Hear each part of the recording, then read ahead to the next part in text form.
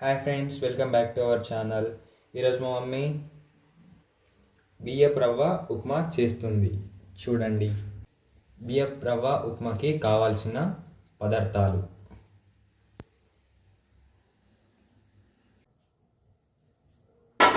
ఈ బియ్యపు రవ్వ ఉప్మా కోసం ముందుగా ఒక ప్యాన్ తీసుకుంటున్నాను. ముందుగా ఆయిల్ వేసుకుంటున్నాను. దీనికి ఆయిల్ తక్కువ వేసుకోవాలి, చాలా బాగుంటుంది. గోధుమ రవ్వ ఉప్మా లాగా ఎక్కువ ఆయిల్ వేసుకుంటే అంత బాగుండదు. ఇప్పుడు ఇందులో పల్లీలు, పచ్చిశనగపప్పు, మినపప్పు వేసుకుంటున్నాను. ఇవి దోరగా ఫ్రై చేసుకోవాలి. ఇప్పుడు ఆవాలు వేసుకుంటున్నాను. కాస్త జీలకర్ర వేసుకుంటున్నాను. సన్నగా తురిమిన అల్లం వేసుకుంటున్నాను. పచ్చిమిర్చి వేసుకుంటున్నాను. ఇప్పుడు ఒక 4.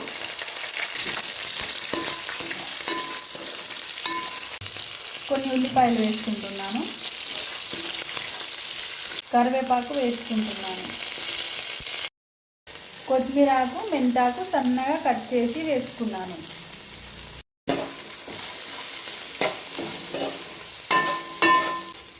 వీటిని మంచిగా ఫ్రై చేసుకోవాలి.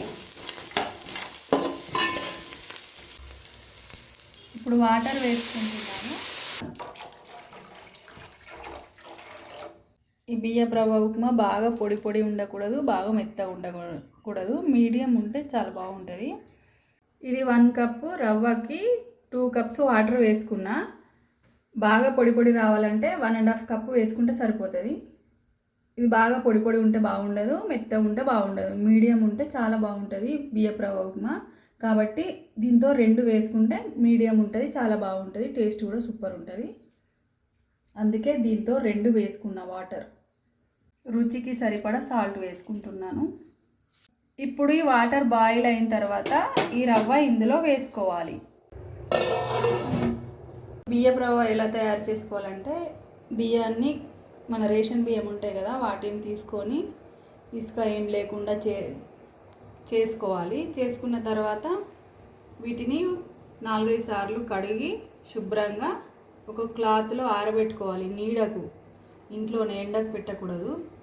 ఇంట్లో నీడకు ఆరబెట్టుకొని మిక్సీ పట్టుకొని సన్నపు రవ్వ వేరు, దొడ్డు రవ్వ వేరు జల్లించుకుంటే ఇది మనకు ఉప్మా రవ్వకి చాలా బాగుంటుంది. ఇడ్లీ కూడా చేసుకోవచ్చు దీంతో. ఇది మిక్సీ పట్టిన తర్వాత జల్లించుకుంటాం కదా, దాంట్లో వెళ్ళిన సన్నపు రవ్వ ఏమో ఇడ్లీకి చాలా బాగుంటుంది. కాస్త దొడ్డు ఉన్నది, లావు ఉంటుంది కదా, అది ఉప్మా చేసుకోవచ్చు, చాలా బాగుంటుంది. వాటర్ మంచిగా బాయిల్ అయినాయి.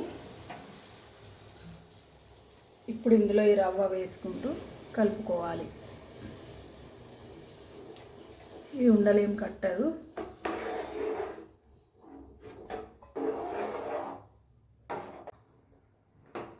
చాలా తొందరగా కుక్ అవుతుంది, చాలా టేస్టీగా ఉంటుంది. గోధుమ రవ్వ తింటే చాలా హెవీగా అనిపిస్తుంది, కానీ ఇది అలా కాదు, లైట్గా ఉంటుంది, చాలా బాగుంటుంది. ఇందులో ఆయిల్ తక్కువ వేసుకోవాలి, టేస్ట్ బాగుంటుంది.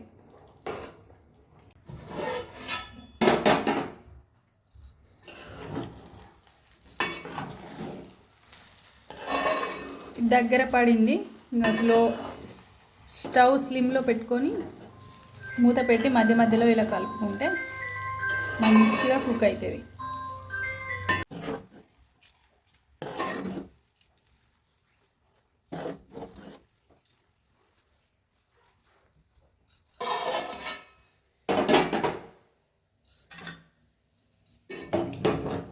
ఇది అయిపోయింది, మంచిగా కుక్ అయింది.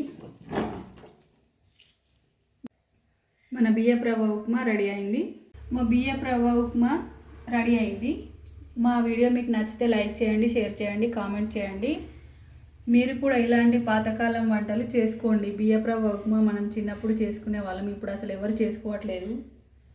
ఒకసారి ట్రై చేయండి, చాలా బాగుంటుంది, చాలా టేస్టీ కూడా ఉంటుంది. తప్పకుండా మా వీడియోకి లైక్ చేయండి, మా ఛానల్ సబ్స్క్రైబ్ చేసుకోండి.